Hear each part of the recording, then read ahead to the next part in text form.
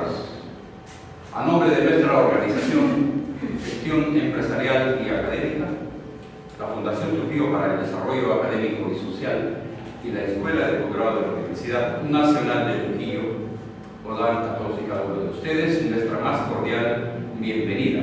Bienvenidos al Diplomado de Gestión en Seguridad Minera, Industrial y Evaluación Ambiental.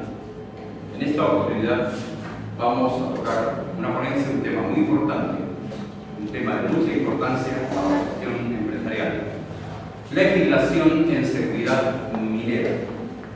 Nuestra empresa, nuestra institución, ha realizado un gran esfuerzo para traer un ponente experimentado, con mucha experiencia, que en esta oportunidad va a compartir con todos nosotros su know-how y su expertise.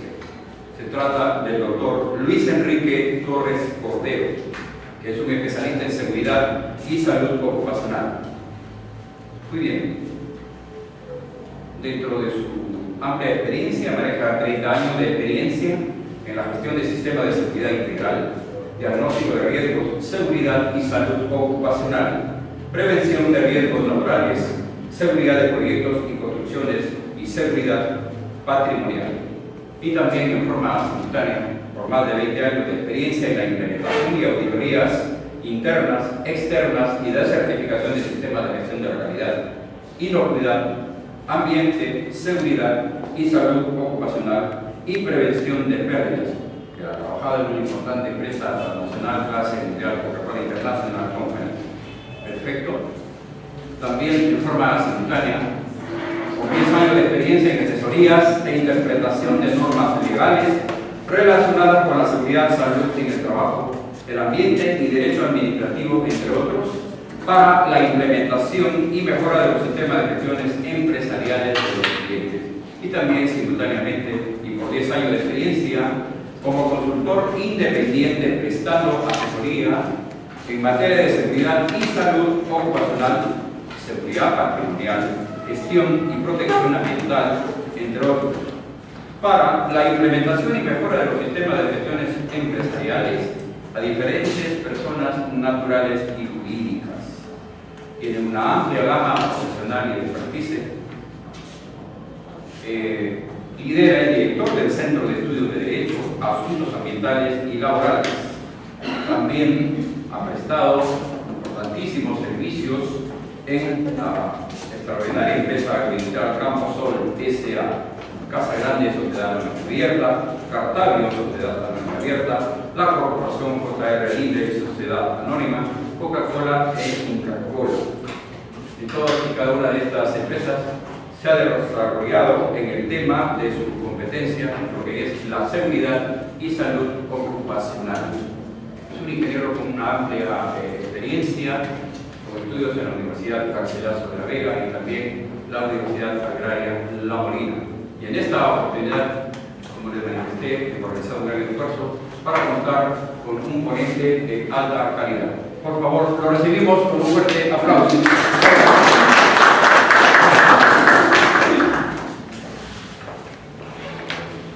Gracias a todos.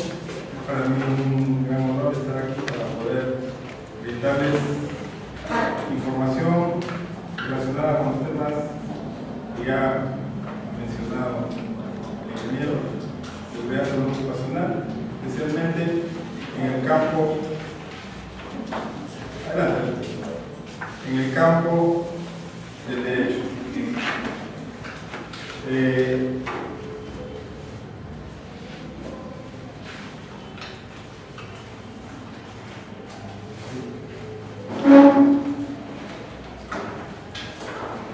Bueno, ¿cuál es la importancia de conocer la legislación, en este caso específicamente la legislación relacionada con la actividad minera? Bueno, pues en la sociedad, nosotros como personas naturales o jurídicas, pueden ser empresas, organizaciones públicas, privadas, etc.,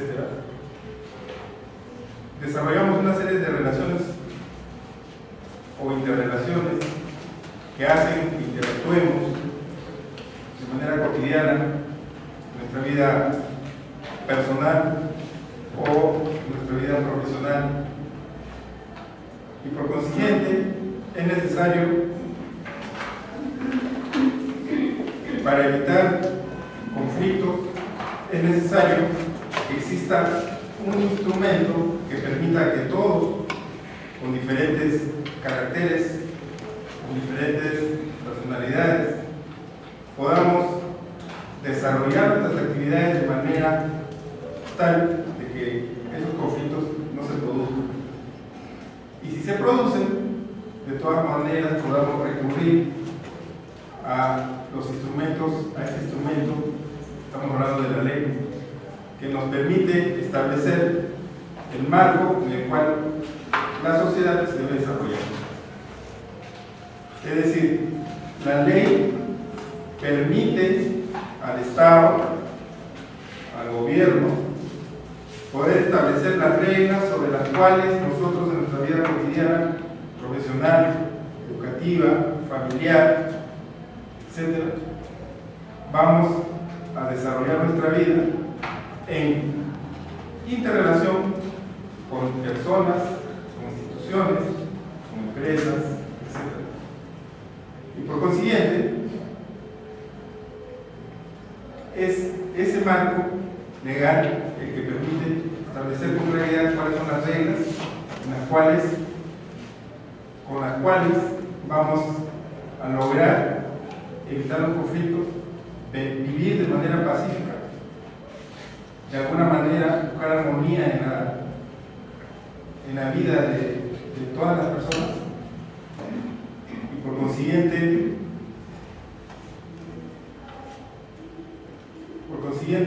vamos a ver en el caso de la minería cuáles son esas normas que la regulan.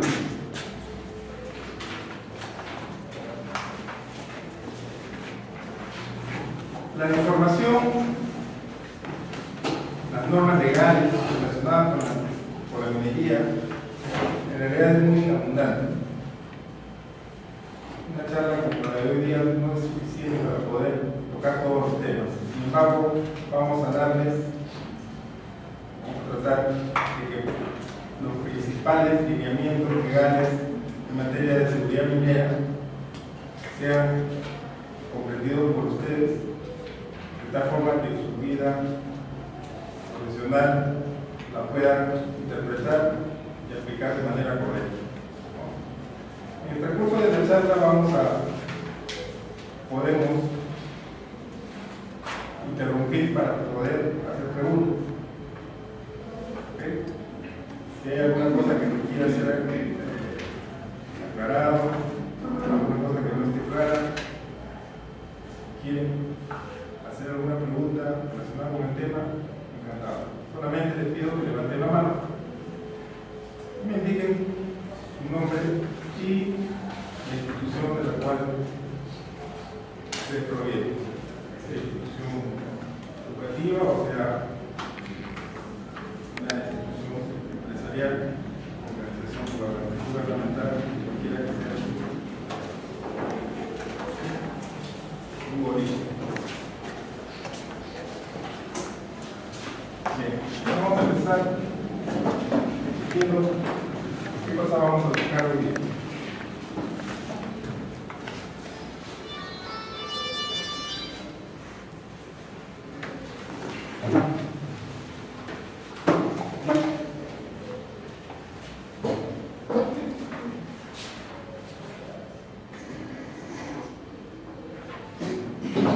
Bueno, el contenido de la charla, básicamente, vamos a ver la base legal, es decir, todo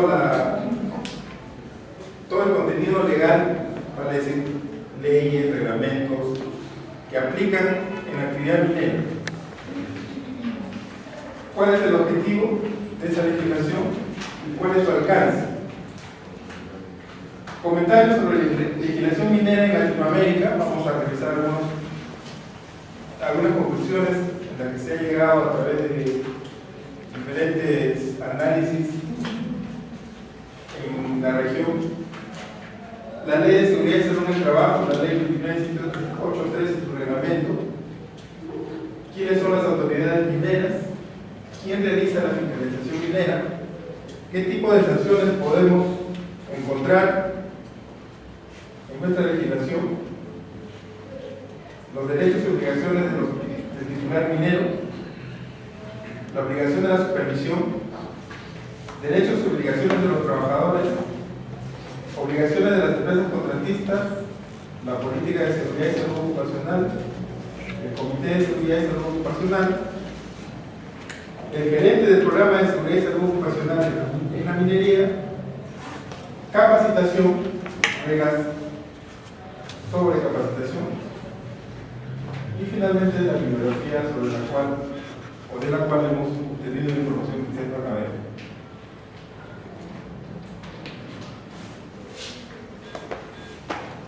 Empezamos con la base legal y obviamente dentro de la estructura legislativa, dentro de lo que nosotros conocemos como la pirámide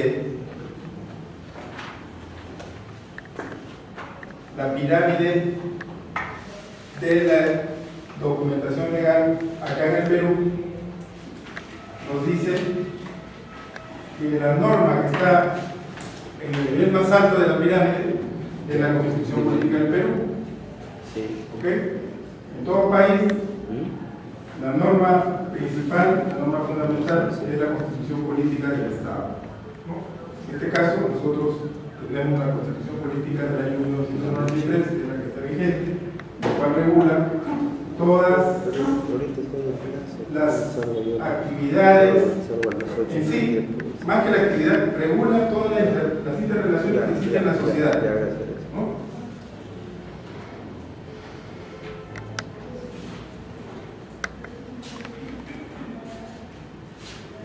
Luego, la Ley de Seguridad y Salud en el Trabajo, la Ley 29783, que apenas tiene 2 años, un poco más, de vigencia. El Reglamento de Seguridad y Salud en el Trabajo, que es la norma legal que establece, desarrolla la ley de tal manera que pueda ser aplicable. Fue dada en el mes de abril del 2012, o sea que también es una norma nueva. El Reglamento de Seguridad y Salud Ocupacional y otras medidas complementarias en minería, el Decreto Supremo 055/2010, energía y minas, también es relativamente nueva. Y luego otras normas que, si bien es cierto, no son estrictamente, están estrictamente relacionadas con el ámbito minero, más bien están relacionadas con todas las actividades productivas que se desarrollan en el país, especialmente en el campo de la salud. La Ley General de Salud, Ley de Modernización de la Seguridad Social en Salud, Ley 26790, Reglamento de la Ley de Modernización de la Seguridad Social en Salud, Decreto Supremo 009/97, Normas técnicas de seguro complementario de trabajo de riesgo, Decreto Supremo 003/48, Protocolo de exámenes médicos ocupacionales y guías de diagnóstico de los exámenes médicos obligatorios por actividad, la Resolución Ministerial 312/2011. Como ustedes podrán observar, en primer lugar hemos visto la Constitución Política, que regula todas las actividades que se realizan en la sociedad, en este caso en la sociedad peruana. Luego hemos visto normas que son normas legales que han sido promovidas por el Ministerio de Trabajo, como la ley y su reglamento. Hemos visto una norma que es el Reglamento de Seguridad y Salud Ocupacional para la minería, que es promovida por el Ministerio de Energía y Minas. Y en esta parte hemos visto normas legales que son promovidas por el Ministerio de Salud, ¿no? Quiere decir que en materia legislativa en el Perú no solamente hay una sola institución que dirige o quien promueve o quien hace la legislación en una determinada actividad. En este caso, concretamente tenemos 3 instituciones sectoriales que son el Ministerio de Trabajo, el Ministerio de Energía y Minas y el Ministerio de Salud. ¿Ok? Esto quiere decir que en materia de seguridad salud ocupacional minera, estas tres entidades son entidades rectoras, ¿no? ¿Y qué significa una entidad rectora? Es una entidad que tiene la capacidad de poder promulgar normas legales en la materia que se trata, en este caso minería. ¿Okay? Otra cosa que hay que decir es que el Ministerio de Trabajo establece normas, legislación relacionada con todas las actividades productivas del país, con todo lo que tenga que ver con el trabajo. El Ministerio de Energía y Minas específicamente la dirige a su ámbito de aplicación, que es la minería. Y el Ministerio de Salud también realiza legislación en materia de todas las actividades del Perú, ¿no?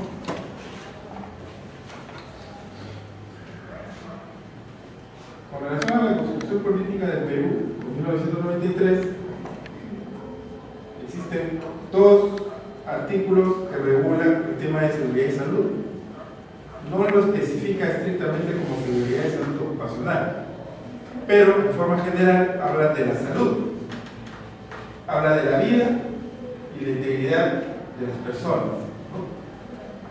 El artículo 2 de la Constitución dice claramente: toda persona tiene derecho a la vida, a su identidad, a su integridad moral, psíquica y física y a su libre desarrollo y bienestar.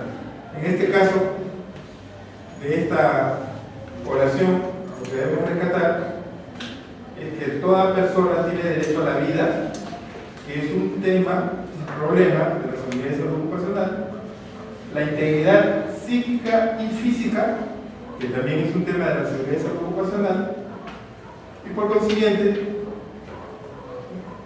toda institución, todo organismo de la sociedad peruana debe preocuparse por garantizar que este derecho se dé. Es por ello que podemos decir que la Constitución garantiza el derecho a la vida y a la salud de todos los trabajadores de todas las actividades económicas del país. Y el artículo 7 nos dice: todos tienen derecho a la protección de su salud, la del medio familiar y la de la comunidad, así como el deber de contribuir a su promoción y defensa, ¿no? De este artículo 7 rescatamos la frase protección de su salud, es decir, que toda persona tiene derecho a que se proteja su salud, entendiéndose como tal no solamente la salud física, sino también la salud psíquica, y por ende la integridad física y psicológica de la persona. ¿Okay? Entonces, la seguridad y salud ocupacional, tal como lo está estableciendo la Constitución, tiene la finalidad de garantizar en las empresas, en este caso la minera, que se respete el derecho de todos los peruanos a tener una salud e integridad física que le pueda garantizar su bienestar en forma permanente, en forma general. El objetivo y alcance de la legislación minera. El objetivo quiere decir qué cosa es lo que persigue, hacia dónde se quiere llegar. Y el alcance, cuál es el ámbito de aplicación de las normas legales, en este caso específico de la minera. El presente reglamento dice: tiene el objetivo prevenir la ocurrencia de incidentes, accidentes y enfermedades ocupacionales, promoviendo una cultura de prevención de riesgos laborales. Es decir, el principal objetivo de la legislación minera en tema de seguridad y salud es garantizar la salud y la integridad física de las personas. En la actividad minera, para ello cuenta con la participación de los trabajadores, empleadores y el Estado, quienes velarán por su promoción, difusión y cumplimiento. ¿Quiénes son los protagonistas en el tema de la seguridad y salud ocupacional minera? Acá se mencionan a tres. Primero, los trabajadores. En segundo lugar, los empleadores. Y en tercer lugar, el Estado. ¿Okay? De acuerdo a lo que nos dice dice el reglamento de seguridad y salud ocupacional minera, este es el principal objetivo: garantizar la seguridad y la salud de los trabajadores, y nos dice quiénes son los protagonistas, las personas o entidades que tienen que ver con que esto se cumpla.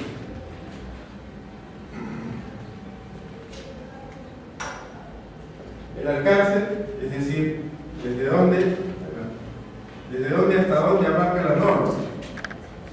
Es decir, dentro de la actividad minera abarcará solo una parte, abarcará toda la actividad minera, saldrá más allá de la actividad minera. Pues bien, la aplicación de las leyes sobre seguridad minera tienen que ver con todos aquellos que tengan alguna relación, por más mínima que sea, con la actividad minera. Y acá se menciona claramente, por ejemplo, actividades mineras como la exploración, desarrollo, preparación y explotación de minería subterránea y a cielo abierto de minerales metálicos y no metálicos. Es decir, todo tipo de actividades relacionadas con este tema. La preparación mecánica, incluido la trituración y molienda. Clasificación de minerales metálicos y no metálicos. Concentración. Depósito de relaves, desmonte y escoria. Lixiviación o lavado metalúrgico del material extraído.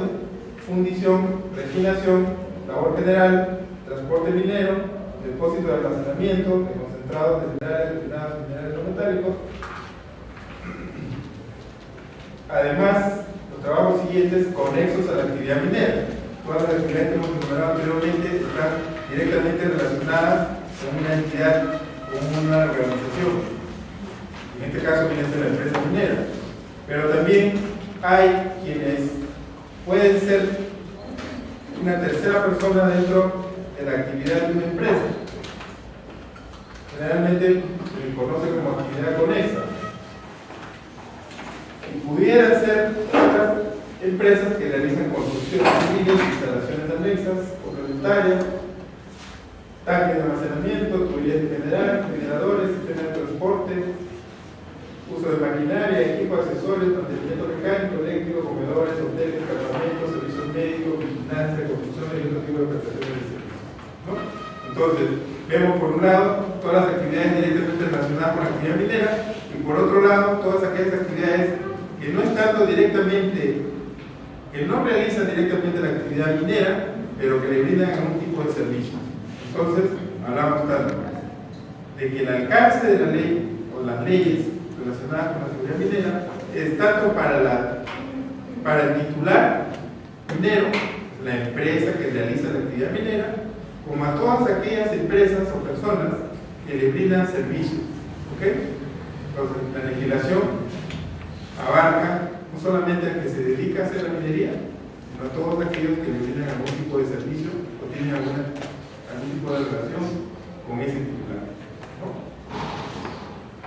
Además, el alcance de este reglamento es de aplicación a toda persona natural o jurídica, quiere decir que le aplica tanto a las personas que pueden ser trabajadores de una empresa como a las empresas u otras organizaciones o entidades que puedan estar relacionadas con la minería, sea pública o sea privada, ¿no?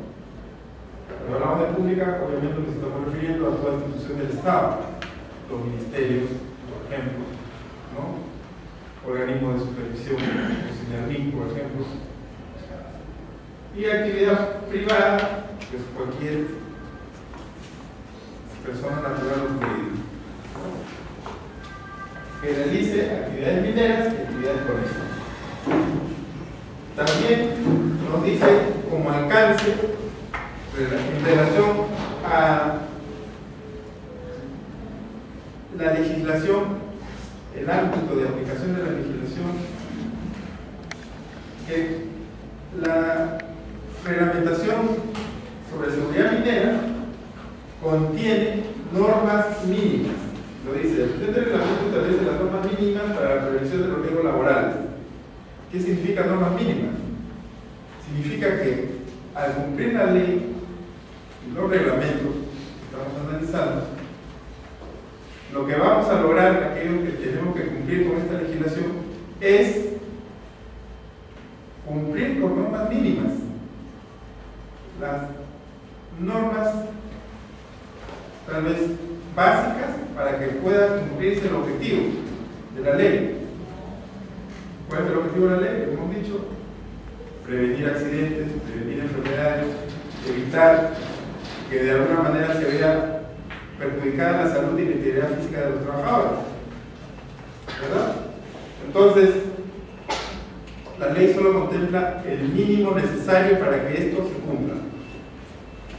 Sin embargo, nos dice la norma que los titulares mineros y trabajadores pueden establecer libremente niveles de protección que mejoren o previenen. Es decir, aun cuando la ley me dice que tengo que cumplir normas mínimas, eso no me quita que yo pueda, como trabajador, como titular minero, como empresario minero, o cualquiera sea mi posición dentro de la actividad, establecer normas mayores a las que exige la ley, ¿no? O normas más exigentes, por decirlo de otra manera. Bien. Ahora vamos a ver algunos comentarios sobre la legislación minera en Latinoamérica. Básicamente estamos tomando algunas conclusiones que han salido de la Comisión Económica para América Latina y el Caribe, CEPAL.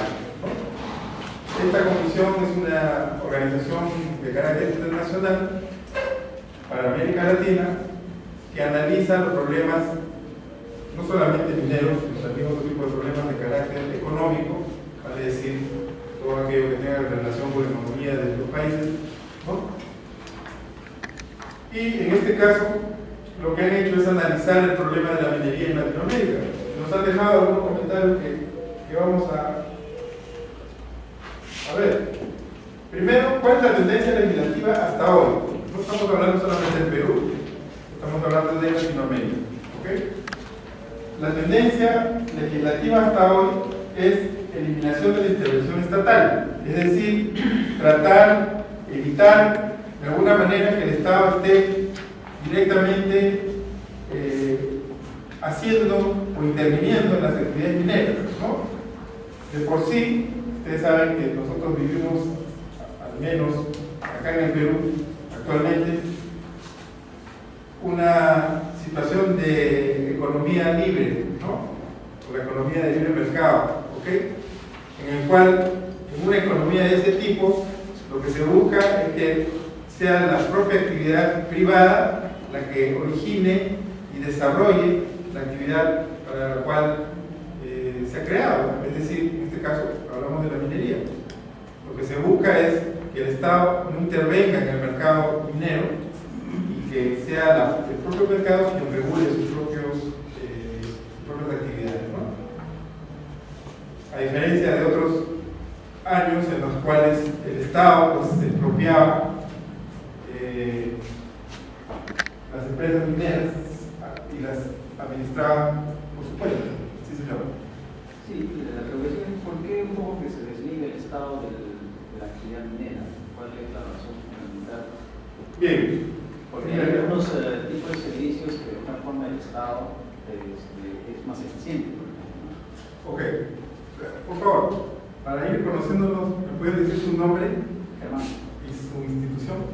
¿O la municipalidad de Trujillo? Bien.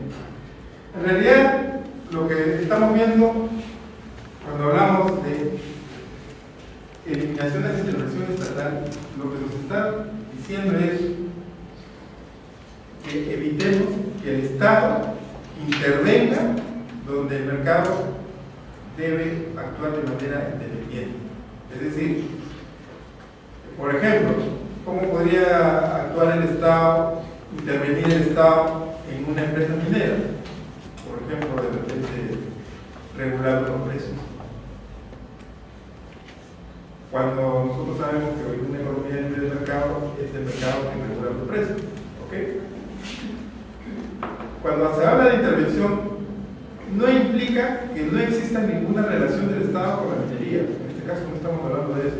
Estamos hablando de que no intervenga en temas que no le corresponden, ¿no? Por ejemplo, pues, la producción minera no es un tema del Estado. La generación de puestos de trabajo en la minería no es un tema del Estado. Es un tema que el mercado lo tiene que absorber a través de las propias instituciones o entidades privadas. ¿Ok? Eso es lo que a eso se refiere cuando dice intervención, ¿no? Pero eso no quita que el Estado, a través de los organismos que para eso se han creado, como los ministerios y otras entidades, no regule, no establezca regulación. Lo que estamos realizando ahorita es legislación, y la legislación, ¿quién la genera? No es la actividad privada. La legislación la genera el Estado, ¿no? Hemos dicho que la ley es el instrumento que tiene el Estado para regular las relaciones entre las personas. Por consiguiente, el Estado no interviene en la actividad productiva, para decirlo más estrictamente, con la palabra más precisa, no interviene en la producción, pero sí interviene en la regulación de la ley. ¿Ok? El generar una ley, el generar legislación, el establecer normas legales no implica intervención, ¿no? La legislación es una actividad, es una función del Estado. Por consiguiente, como esa función tiene la finalidad de regular las relaciones entre todas las personas, el Estado tiene que hacerlo, pero eso no significa que intervenga. Otra cosa, por ejemplo, ¿no? Si el Estado dice, bueno, vamos a ponerle los precios a los minerales, vamos a ver, pongamos un ejemplo como este. Vamos a poner el precio del mineral, ¿no? Y le pone el precio que le mande y convenga al Estado, ¿no? Pues él está interviniendo, pero no está interviniendo de manera legislativa, está interviniendo en un tema que es el tema económico. El Estado, creo que hay mucha experiencia en el mundo, no es un buen, mejor dicho, el Estado no tiene la capacidad para poder regular la actividad económica. El Estado no es eficiente en el sistema de producción. Exactamente. Usted lo ha dicho mejor.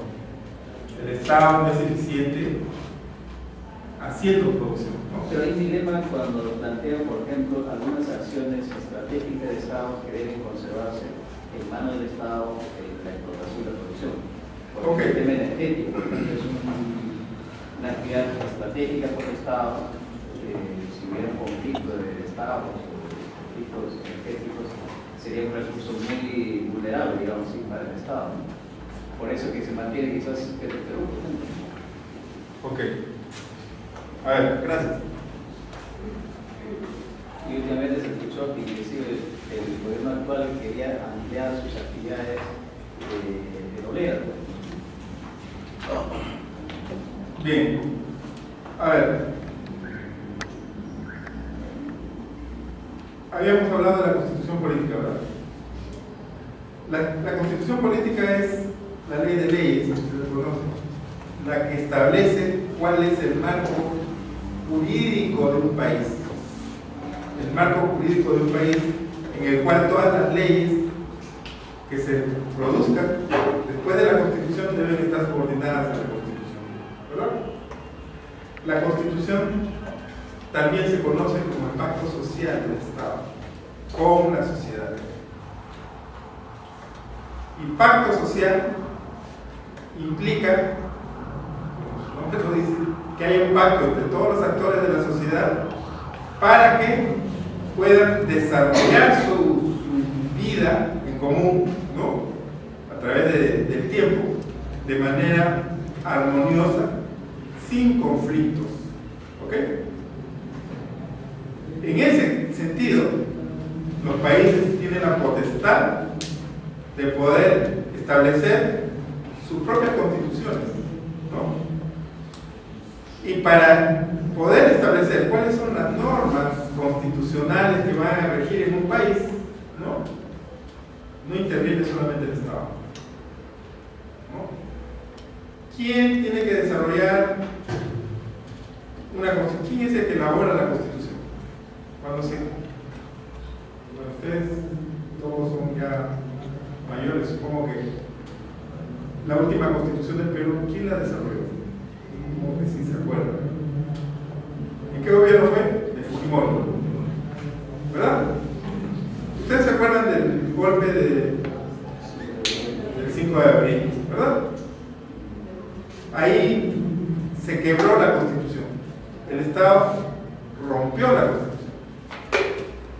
Rompió entre comillas.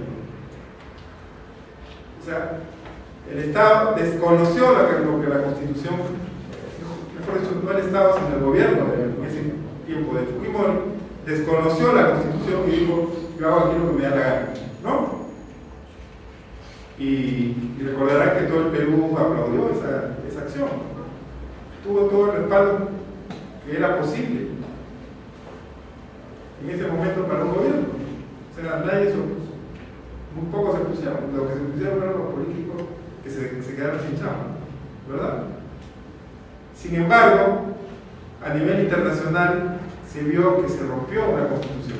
Se rompió el pacto que se había creado con anterioridad para que el país se desarrolle de manera armoniosa, ¿verdad? ¿Qué tuvo que hacer Fujimori? Llamar a elecciones para crear ¿se acuerdan? Congreso Constituyente. El Congreso Constituyente es producto de la elección del pueblo, de las personas que eligen, para que puedan crear una nueva constitución. ¿Ok? En la creación de esa nueva constitución no es el Estado, si ustedes se dan cuenta, no es el gobierno de turno quien genera la constitución, salvo en los casos en que el país está gobernado de facto, o sea, hay un gobierno dictatorial. En los países democráticos lo que se hace es llamar a elecciones, buscar a un grupo de personas, en este caso se constituye un Congreso Constituyente, ¿no? Y elabora la Constitución. ¿Cuál es el encargo que tienen esas personas? Pues crear el marco legal, constitucional, que permita que en el país todas las actividades se desarrollen de manera armoniosa, sin conflicto, ¿no? Ese es el objetivo. ¿Y quiénes intervienen? Se entiende que los que intervienen son representantes del pueblo. O sea, nosotros cuando elegimos a nuestras autoridades, estamos eligiendo a nuestros representantes, ¿ok? Esos representantes, constituidos en el Congreso que tienen que hacer la Constitución, ¿no? Se ponen de acuerdo para establecer cuál es el marco constitucional del país, ¿ok? En ese marco constitucional se definen temas como la economía del país, hacia dónde va a ir, ¿no? Y si es posible, si es posible no, de todas maneras, se tienen que poner de acuerdo todos los actores. En un Congreso Constituyente hay gente de diferentes colores políticos, ¿no? De diferentes instituciones. Por consiguiente, se entiende que en un Congreso Constituyente los representantes del pueblo son los que van a definir cómo es que se va a regir en el futuro, una vez que se haya elaborado la Constitución, cómo se van a regir las actividades en el país. Ahí es donde se pone el marco, específicamente allá, volviendo a nuestro tema, se pone el marco legislativo, el marco constitucional, que permite establecer cómo se va a llevar a cabo la economía del país. Y dentro de la economía del país, la minería. ¿Ok? Bajo ese concepto, no es posible, no debería ser, que el Estado vaya contra lo que ya se ha establecido en la Constitución, ¿no? Si, por ejemplo, pues, como lo dice la Constitución, estamos en un país cuya economía es de libre mercado, ¿no? De ninguna manera el Estado, a través del gobierno de turno, puede intervenir, porque si lo hace, ¿no? todos los demás que se van a ver afectados van a ir a reclamar. Y puede generar conflictos, ¿verdad? Entonces, en ese caso, ya para responder la pregunta más específicamente, es la Constitución que pone en marco, no es el gobierno de turno. Cuando el gobierno de turno trata de salirse del marco constitucional, pues hay quienes desde el pueblo reclaman, ¿verdad? Y eso es lo que se espera, ¿no? Eso es lo que se espera de desarrollar la Constitución en un país, que se establezcan las reglas y que todo el mundo cumpla con las reglas. Y cuando alguien no cumple, pues haya otro poder que sea capaz de hacer que aquel que se ha salido de la línea vuelva al camino que debe seguir, ¿no? Entonces, no es fácil ahora, repito, en un país democrático, que el gobierno trate de imponer lo que le parece más conveniente para él, ¿no? ¿Está claro? Bien. Entonces, intervención estatal está referido, para ya concluir con el tema de la Constitución, está referido pues que el Estado, a través del gobierno de turno, no puede de ninguna manera ir con lo que se estableció en la Constitución. Si la Constitución dice este es un país donde la economía se rige por el libre mercado, pues no podría intervenir y decir, pues a partir de la fecha no hay libre mercado, yo digo lo que tiene que ocurrir en el país. Eso no lo puede hacer, ¿no? Pero no es para qué no regular. Eso es otra función, esa es una función del Estado. O sea, el Estado, su función, bueno, el Estado tiene tres poderes, ¿no? El poder legislativo, el poder ejecutivo y el poder judicial, ¿verdad? Ahí están las tres funciones principales de un Estado: el legislar, el establecer el marco legal, establecer las reglas de juego en un país; el ejecutivo, que tiene que hacer todo lo que sea necesario para que esas reglas se cumplan, ¿no? Y buscar el beneficio del país, ¿no? Y el judicial, que interviene cuando hay conflicto, ¿no? Por ejemplo, si hubiera una intervención del gobierno directamente sobre la actividad, cualquiera que sea, cualquier actividad económica del país, en este caso la minera, los afectados, los mineros, tendrían que acudir al Poder Judicial para que resuelva el conflicto, porque el Estado quiso intervenir y los administrados, en este caso, por ejemplo, pues las empresas mineras tendrían derecho de ir al Poder Judicial y reclamar por qué el Estado está interviniendo en algo que no le compete. Entonces, ese es el marco constitucional. El Estado, el gobierno no puede hacer lo que quiera. El gobierno tiene que regirse por lo que la Constitución manda. Y luego, cumplirse todo lo que regula las demás leyes. Pregunta.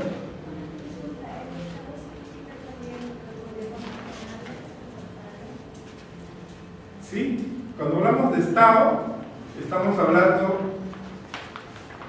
de todo aquello que tiene que ver con la relación entre los administrados y el administrador. ¿Quién es el administrador? Es el gobierno. ¿Quiénes son los administrados? Es el pueblo. ¿Ok? O sea, en un país existe el Estado, que significa no el gobierno, el Estado no es el gobierno, en este caso. El Estado es el conjunto que se genera a partir de una entidad o de varias entidades que son los gobernantes y la sociedad representada a través del pueblo, ¿no? O sea, el Estado no es solamente el gobierno, el Estado es el gobierno y el pueblo, ¿ok? Que están reunidos en un territorio, ¿no? Los componentes del Estado es el gobierno, el poder, la sociedad y el territorio donde están habitando esa sociedad, ¿Ok? Ese es el Estado, que está organizado de manera jerárquica, ¿no? A través de los poderes del Estado, ¿no? Entonces, una cosa es el Estado y otra cosa es el gobierno. El Estado, en el Perú como en otros países, el gobierno es ejercido de manera democrática por un grupo de gente que es elegido por el pueblo, ¿no?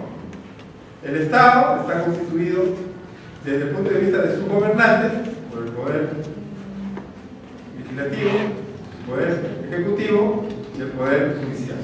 ¿Ok? No crean ustedes que el Estado es el gobierno. El Estado es el gobierno más el pueblo en un territorio común. En este caso, ¿ok? ¿De nuevo?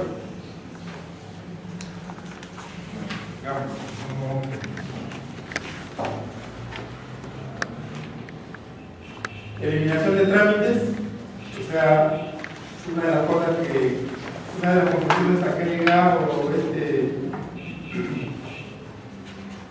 este equipo de profesionales de carácter internacional en la CEPAL es que, además de eliminar la intervención estatal, también se eliminen los trámites.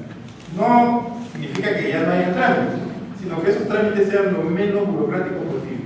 ¿Okay? No discrecionalidad pública, no discrecionalidad pública. ¿Qué cosa es discrecionalidad? La discrecionalidad es la facultad que tienen las autoridades para poder decidir entre una y otra cosa, ¿no? Cuando dicen no discrecionalidad, es que el Estado no tenga esa capacidad de decidir entre una y otra cosa, porque se puede generar la intervención, o sea, se puede generar lo primero. Entonces, si no, se puede apelar a la discrecionalidad, o sea, la capacidad del gobernante de decir si es así o si es así. ¿A qué se apela? A la ley. ¿Ok? Ahí hay otro tema ahí que está relacionado con la pregunta inicial, ¿no? O sea, el Estado no debe intervenir, o debe intervenir lo menos posible. Su intervención se debe limitar a legislar y cumplir lo que la ley manda, ¿verdad? La no discrecionalidad, en ese sentido, lo que le pide al Estado, al gobierno de turno, es que no tenga que tomar decisiones que no están contempladas en la ley, ¿no? Lo contrario a discrecionalidad es cumplir con lo que está regulado. No discrecionalidad sin regulación. La regulación se hace a través de la ley. Entonces,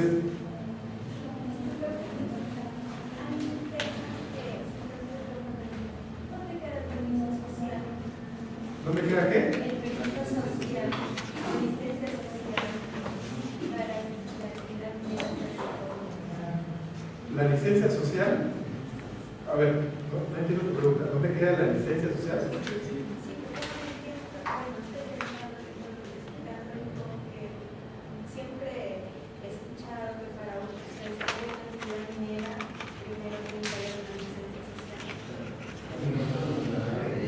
Aprobación de la comunidad. Ya, La organización de la comunidad. sí. La intervención para aclarar el tema. Cuando una compañía minera va a realizar sus actividades en determinado lugar, es necesario cumplir con ciertos requisitos aparte de los legales que establece la ley comunitaria con la comunidad, derechos al terreno superficial, sobre todo, a los recursos hídricos que va a utilizar la empresa minera.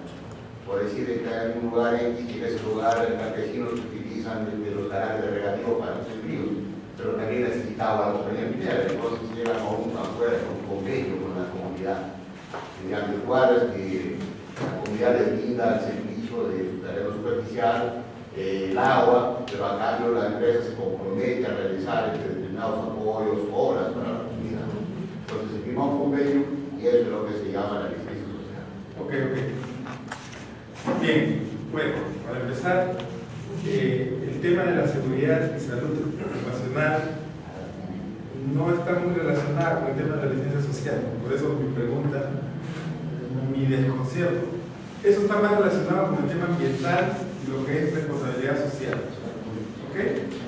La licencia social entendida tal como ustedes lo están manifestando es aquella en la cual una entidad, una organización productiva, en este caso un titular minero, una empresa minera, ¿no?, quiere desarrollar, invertir su dinero en un determinado lugar del país para exploración, explotación y todas las actividades que tienen que desarrollar para lograr que se constituya la minería en ese lugar. ¿Ok? Hoy en día, y también está dentro del marco constitucional, pues es necesario que haya una concertación entre el Estado, entre el titular minero o la empresa minera y la sociedad o la comunidad donde se va a desarrollar esa actividad. ¿Ok? Entendiéndose que la actividad minera es una actividad muy contaminante, ¿ok? Donde interviene la minería, generalmente se va a producir grandes impactos ambientales. ¿Y eso qué va a lograr? Que la comunidad a la cual directamente va a afectar esa actividad, pues se quede con al final, ¿no?, la actividad minera extrae todo el mineral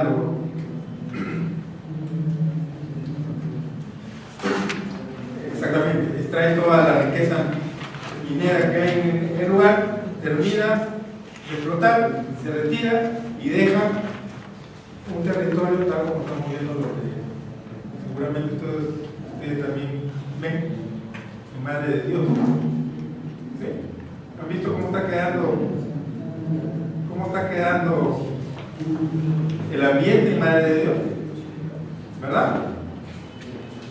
Bueno, ahí por ejemplo sí se requiere una intervención del Estado, una intervención para evitar que eso siga ocurriendo, ¿no? Pues bien, si nosotros revisamos el pasado vamos a observar que mucho de eso ha ocurrido, ¿no? Antes a nadie le interesaba qué cosa ocurría con el ambiente en el lugar donde se realiza la minería. Simplemente iba, explotaba, retiraba el mineral y dejaba el territorio totalmente contaminado. ¿Ok? Hoy en día eso ya está cambiando.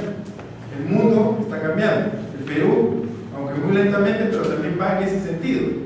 Lo que se busca ahora es de que haya lo que se conoce como el desarrollo sostenible, ¿no?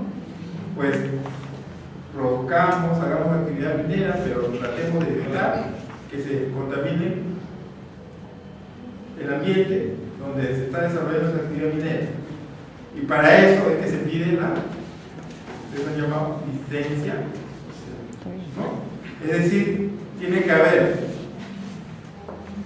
por parte de la población que puede verse afectada una licencia, una autorización para que se pueda realizar esto. ¿Está bien? ¿Está claro ahora?